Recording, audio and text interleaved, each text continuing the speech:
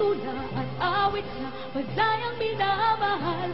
Ang kisap ng watawat mo'y tagumpay na nagtitinig.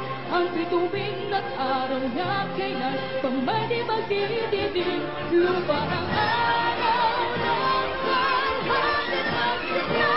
Buhay natin sa piling mo.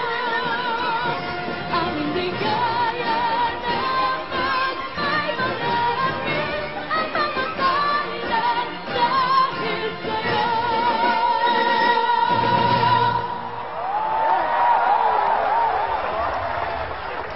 Miguel, ano sa palagay mo ang iyong pagganap sa pagkanta? Sana nasiyahan kayo sa aking talent at sana piliin ninyo ang tamang tao para manalo.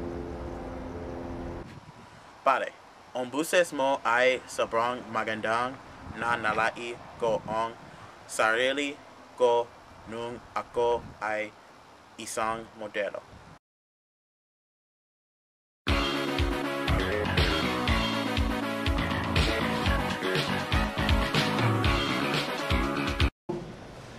Pare, nasaan si Devin? Hindi ko lang, salamin niya. Nasa daan na siya. Oh, excuse me, do you know where this is? Oh, nasa kanto siya. Katabi ng red ribbon. Doon!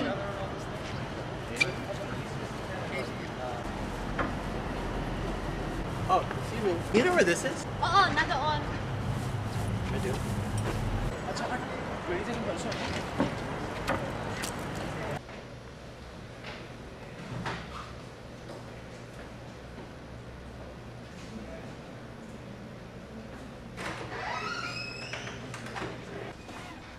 Hoy! Devin! Devin? Ito, kumain ko ng chicken joy.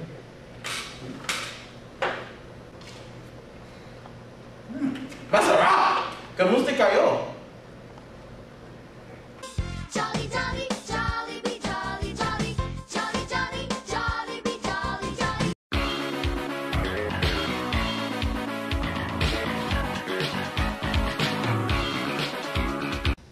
Ngayon, kami ay papunta sa bahagi na tanong.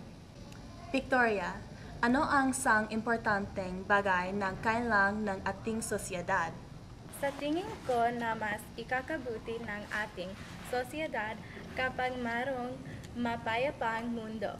Dumaan ng ating Pilipinas sa mga pinsala sa politika at sosyedad, pero pag nagkaroon tayo ng mapayapang mundo, mas ikakabuti ng lahat. Salamat na!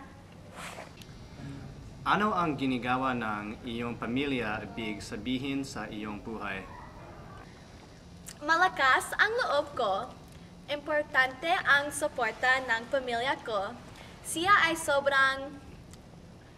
Sus Mariosip, patawad. Okay. Sobrang matulungin ang pamilya ko at okay, patawad.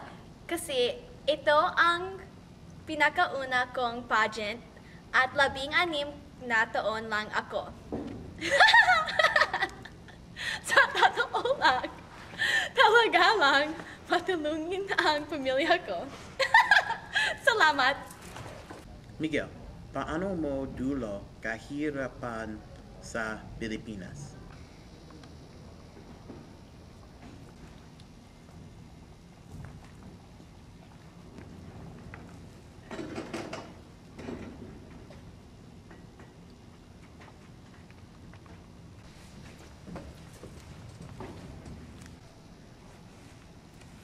Sorry, pero Mr. De La Rhea ay nahuli lip-singing ang kanyang mga talento at ay diskwalipikado mula sa mga tanong at sagot na bahagi.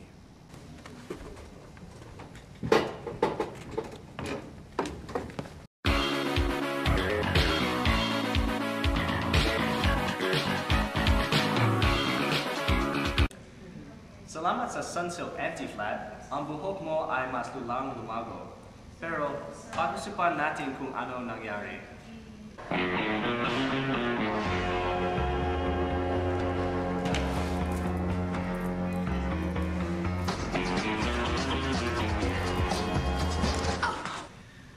Ay buhok na malago ay may mabigat na responsibilidad.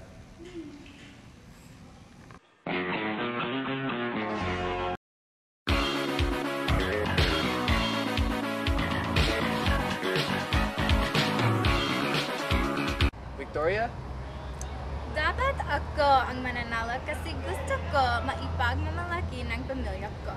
Gusto ko maipagmamalaki ng Mindoro. Camille? Dapat ako ang mananalo. Tumingin kayo sa akin. Maganda na maganda ako. Perfecto ako. Sandali, ano ba ang sinasabi ko? Ang kapalaran ng mga kandidato natin ay nasa kamay ninyo. Sino ang dapat na mananalo? Ang nagtagumpay ng Binibining Pilipinas 2010 ay si Camille Sison.